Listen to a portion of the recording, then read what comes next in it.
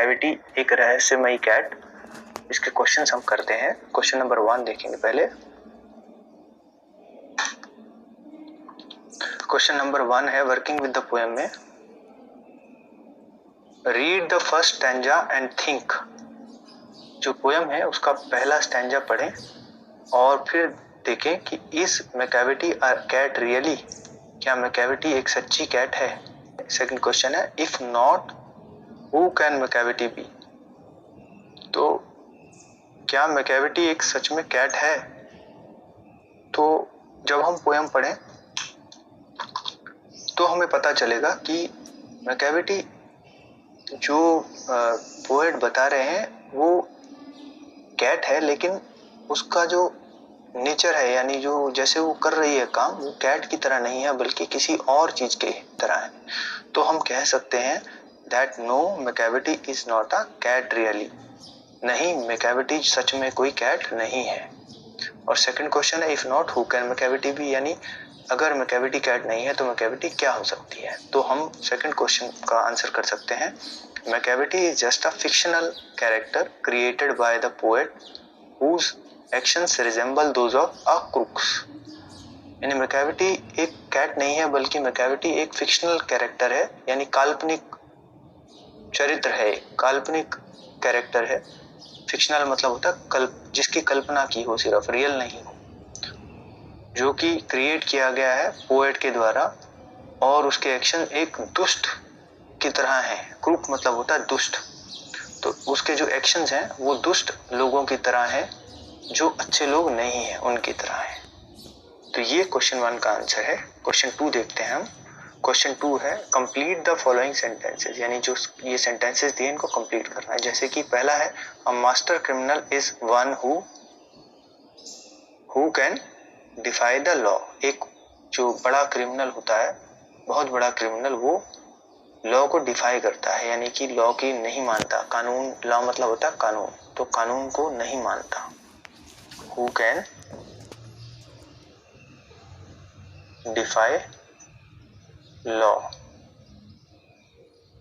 LAW law, who can defy law.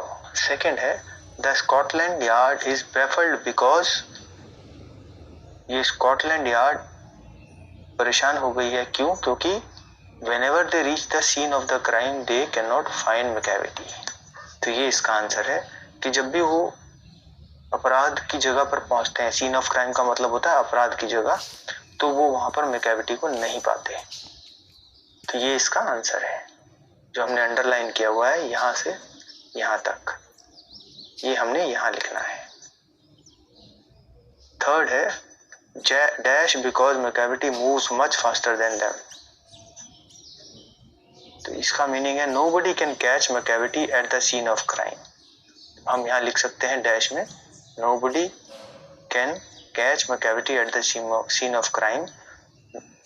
कोई भी Macavity को अपराध की जगह नहीं पकड़ सकता, क्योंकि because Macavity moves much faster than them. जो मैकेविटी है वो उन लोगों से बहुत तेज निकल जाता है। क्वेश्चन 3 है a cat I am sure could walk on a cloud without coming through. Jules warn.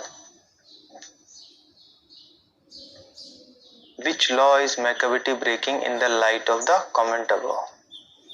जो एक जूल्स वार्न है उन्होंने लिखा है एक जो कैट है वो बादलों पर चल सकती है और बिना गिरे हुए।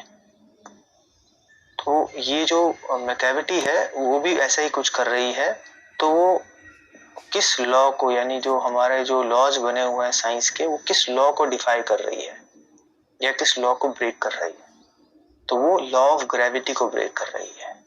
तो in the light of above comment Macavity is breaking the law of gravity.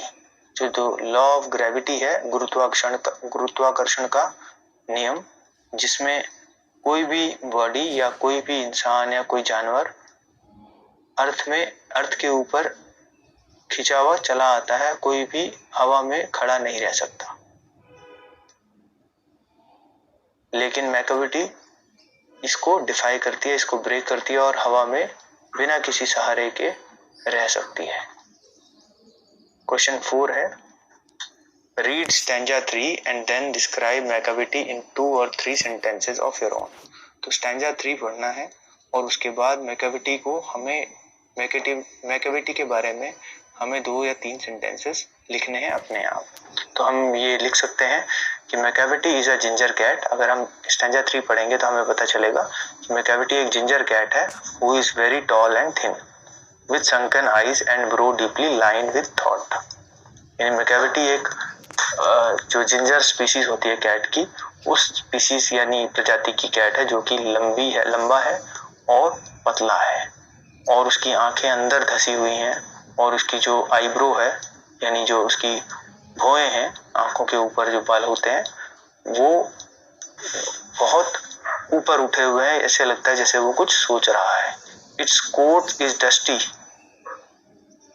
यानी उसका जो कोट है वो गंदा है, और उसके जो विस्कर्स हैं यानी उसके जो बाल हैं मूंछों के, वो उनको सही से नहीं रखा हुआ है, यानी उसकी कोम नहीं किया, कंघी नहीं किया है। It is always wide awake even when one thinks that it is half asleep। वो हमेशा उठी रहती है, जब भी कोई सोचता है कि वो आधा सोया हुआ है तो वो वैसे उठा रहता है। तो ये ही कैट है, इसलिए हमें इसको रहता है बोलना चाहिए, यानी ये एक बिल्ली नहीं बिल्ला है। क्वेश्चन 5 है, से फॉल्स और true for each of the following statements. तो ये स्टेटमेंट्स दी हुई हैं, इसको फॉल्स और ट्रू लिखना है। जैसे फर्स्ट है, Macavity is not an ordinary cat. तो ये सही बात है, ये ट्रू है, क्योंकि मैकाविटी एक नॉर्मल या आम बिल्ली नहीं है, वो एक अलग किस्म की बिल्ली है। Macavity can not do what a फकीर कैन इजीली डू, यानी मैकाविटी वो नहीं कर सकती जो फकीर कर सकता है, ये फॉल्स है। मैकाविटी भी वो कर सकती है जो फकीर कर सकता है, इसलिए वो फकीर को घूरने पर मजबूर कर देता है। 3, मैकाविटी है super natural powers. Yes, true है ये, क्योंकि मैकाविटी ऐसे ऐसे काम करता है जो कि आम लोग नहीं कर सकते हैं, आम बिल्लियां भी नहीं कर सकती हैं। Macavity is well dressed, smart and bright. 4th है, तो मैकाविटी बहुत अच्छे कपड़े पहन के रखता है, स्मार्ट है और अच्छा दिखता है। नहीं, फॉल्स। मैकाविटी एक बिल्ला है जो कि अच्छी ड्रेस नहीं पहन के रखता, उसका कोट गंदा है और उसकी भौहें उठी हुई हैं, उसने कोम नहीं करी है, उसके विस्कर्स खराब हो रखे हैं, तो इसलिए फॉल्स है। 5th है, Macavity is a spy, a trickster and a criminal all rolled in one. एक जासूस है, एक चालबाज है और एक अपराधी है, और ये सब कुछ है। तो यस, इट इज ट्रू, जो मैकाविटी है वो ये सब कुछ है। तो ये हमने